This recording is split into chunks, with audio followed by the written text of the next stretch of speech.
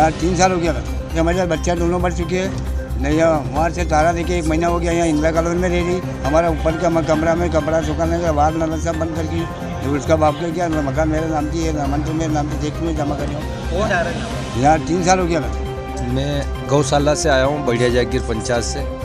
वहाँ पर हमारी एक गौशाला बना रखी है और 2016 से मैं गौ सेवा कर रहा हूँ और अभी तक यहाँ 2019 में भी आवेदन दिया मैंने और 2017 में भी डॉक्टर साहब राजेंद्र जी हमारे मनासा के हैं उनसे और यहाँ के धाकड़ साहब उनसे चर्चा में अभी तक चल रहा हूँ। अभी तक कोई कार्रवाई नहीं हुई। और नमस्कार, आप देख रहे हैं सामना एक्सप्रेस। मैं हूँ आपके साथ पंकज मेनारिया। हमने हमारी खबरों के माध्यम से पहले ही बताया था कि जिला प्रशासन द्वारा मंगलवार को कलेक्टर ऑफिस में होने वाली जन सुनवाई मात्र एक जुमला है। यहाँ पर कितने आवेदक आते हैं जो सन 2019 से लगाकर अभी तक आ रहे हैं, लेकिन उनकी कोई सुनवाई नहीं हो रही। इन्हीं सब चीज़ों पर बातचीत करने के लिए हमारे साथ में यहाँ पर लोग आते हैं आवेदन देने के लिए, लेकिन उनकी कोई सुनवाई नहीं होती है। देखो, एक तो ये खाना पूर्ति है, जन सुनवाई देखा जाए, क्योंकि 2-2, 3-3 साल से लोग बाग चक्कर लगाते हैं, कोई सुनवाई नहीं होती। यहाँ से कलेक्टर साहब विभागीय जिस विभाग का काम होता है उसको कह देते हैं भाई, वहाँ लेटर जारी कर देते हैं भाई ये शिकायत है, इसका निराकरण करो। वहाँ आदमी जाता है, चक्कर लगा रहे हैं, साहब नहीं ये नहीं है, उनके बाद जांच का कागज़ पड़ा हुआ है। इसको लेकर बहुत परेशान होते हैं लोग बाग। ग्रामीण क्षेत्र से आते हैं, सरवनिया, जावद, मनासा, सारी विधानसभा, तीनों विधानसभा लगी हुई है नीमच जिले पे। तो ये लोग बाग जब आते हैं और उनका जब काम नहीं होता है तो आपको मालूम है घटनाक्रम हो ही गया था अभी जीरन में। एक रस्ते को लेकर जरा सा विवाद हुआ जिसमें वो आदमी ने आत्महत्या कर ली थी। तो ये चीज़ें क्या उत्पन्न हो जाएगी अगर सही समय पे निराकरण नहीं हुआ किसी का, अगर किसी समस्याओं का। तो ये आप देख ही रहे हो, लोग बाग आ रहे हैं। अभी कोई एक सरवनिया के, मनासा के लोग बाग आके गए कि ना 3-3 साल हो गए, कोई सुनवाई नहीं आ रही है। तो फिर ये किस बात की जन सुनवाई है? ये तो शिवराज सिंह चौहान जी को सोचना चाहिए, जो अपने प्रदेश के मुख्यमंत्री हैं, कि ऐसे आदेशित करें कि लोगों का समय पर काम हो। किस बात की जन सुनवाई? सही बात है। इस पे हमारे साथ में पत्रकार साथी भी हैं जो हमेशा हर मंगलवार को जन सुनवाई में उपस्थित रहते हैं और ये वही आवेदकों के चेहरे देखते हैं जो हमेशा आते हैं। मैं जी बताइए, हर मंगलवार को जन सुनवाई होती है, वही चेहरे अपन देखते हैं। पंकज, बताना चाहूँगा जन सुनवाई है महज एक औपचारिकता बन रही है, क्योंकि जन सुनवाई का मतलब होता है कि लोगों की सुनवाई कर उनका समस्या का समाधान करना।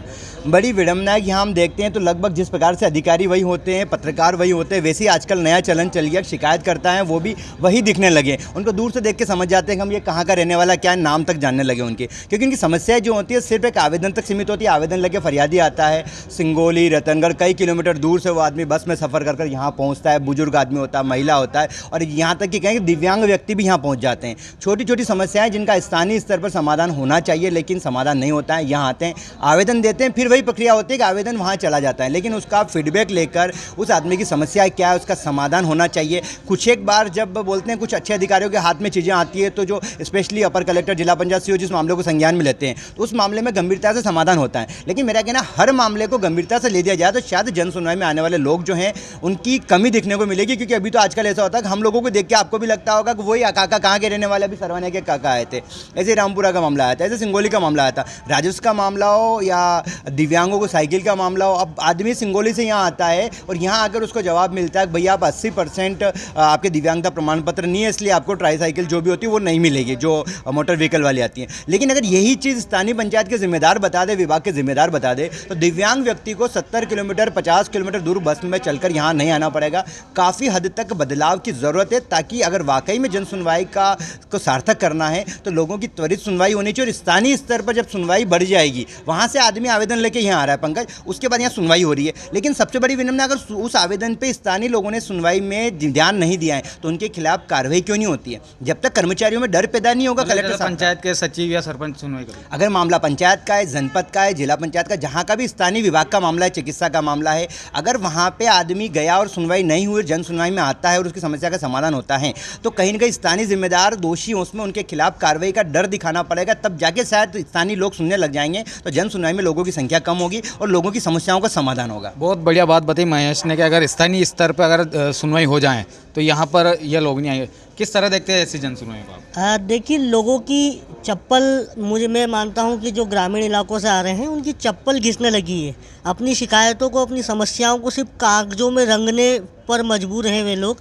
छोटी छोटी समस्याएं जो हैं उन पर संज्ञान नहीं लिया जा रहा। जहाँ तक हम लोग इस जन सुनवाई में एक एनालिसिस किया, ये देखते हैं कि जिस मामले में विशेषकर वरिष्ठ अधिकारी संज्ञान लेते हैं उन मामलों में उन शिकायतकर्ताओं की समस्याओं का समाधान तीव्र गति से होता है।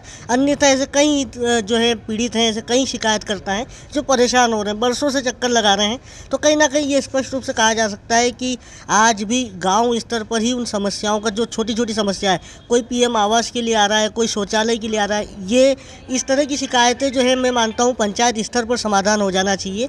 मुख्यालय स्तर पर आ रहा है, इसका मतलब कहीं ना कहीं ग्रामीण क्षेत्रों में जो कार्यरत कर्मचारी हैं, जो अधिकारी हैं, वे अपने कार्य में कहीं ना कहीं लापरवाही बरत रहे हैं, जिस कारण से ग्रामीणों को परेशान होना पड़ रहा है। हमारे साथ में हमारे 3 मेहमान जुड़े थे, बबली तंवर, महेश जैन और विकास राव सिंधे। इन तीनों ने ही बताया कि किस तरह की जन सुनवाई होती है, कैसे आवेदक यहाँ पर आते हैं।